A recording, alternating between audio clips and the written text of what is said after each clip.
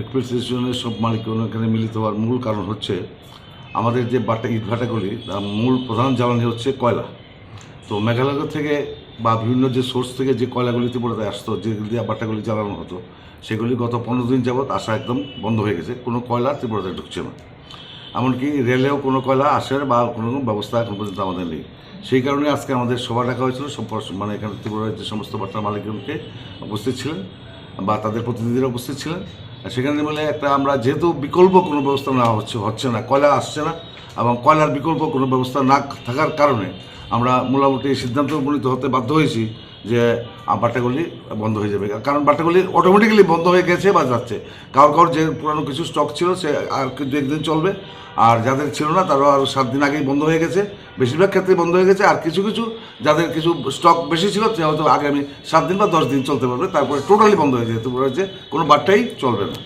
কাজে এটাই আমাদের আজকে সিদ্ধান্ত, কারণ বিকল্প কোনো ব্যবস্থা নাই বা হয়নি। সেই জন্য আমরা নিরুপায়, আমরা বাধ্য হয়ে এটা আমরা করতে হয়েছে বা করতে যাচ্ছি। আমরা সরকারের কাছে অবশ্যই আমরা নিবেদন করবো, সরকারকে জানাবো যে রেল বা অন্য কোনো পদ্ধতিতে কয়লা আনার জন্য যায় কিনা, সেটা আমরা সরকারকে জানাবো, অনুরোধ করব।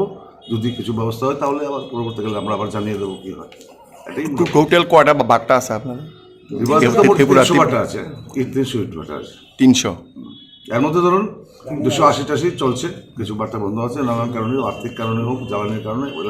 এবার আরেকটা নতুন সমস্যা হয়েছে, এবার বিহার থেকে মূলত আমাদের যে কারিগররা আসে, মানে এক্সপার্ট যারা আছে, স্কিল লেবার যাকে বলা হয়, ইট তৈরি করা, গ্রিন ব্রিক্সটাতে তৈরি করে, সেটা বিহার ইলেকশনজনিত কারণেই হোক বা যে কোনো কারণেই হোক, এবার ওইখান থেকে অনেক লোক আসতে পারেনি, কারিগররা আসতে পারেনি, যার জন্য ত্রিপুরায় যে ম্যাক্সিমাম বাট্টায় লেবার স্বল্পতায় ভুগছে, যার জন্য প্রোডাকশন অটোমেটিক কম হয়ে যাচ্ছে। অটোমেটিক অর্ধেক কোনো বাট্টা বন্ধ হয়ে গেছে শুধু লেবারের জনিত কারণে, লেবার না থাকার কারণে অটোমেটিকলি বন্ধ। তারপরে এবার তো কয়লার জন্য আরও বন্ধ, এইটাই।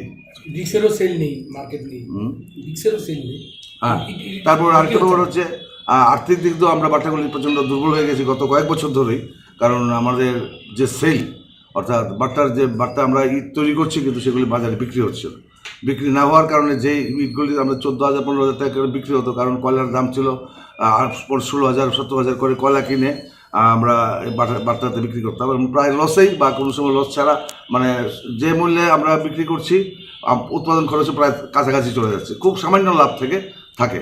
কিন্তু এখন যে পরিস্থিতি রয়েছে, কোনো লাভ তো দূরের কথা, আমরা ইট বিক্রি করে যে আমরা ইনভেস্টমেন্টের যে টাকাটা করা হয়েছে বাট্টার মালিকরা, সেই টাকাটাই তুলতে পারবে না, যার জন্য এই সিদ্ধান্ত নিতে বাধ্য পাচ্ছি আমরা।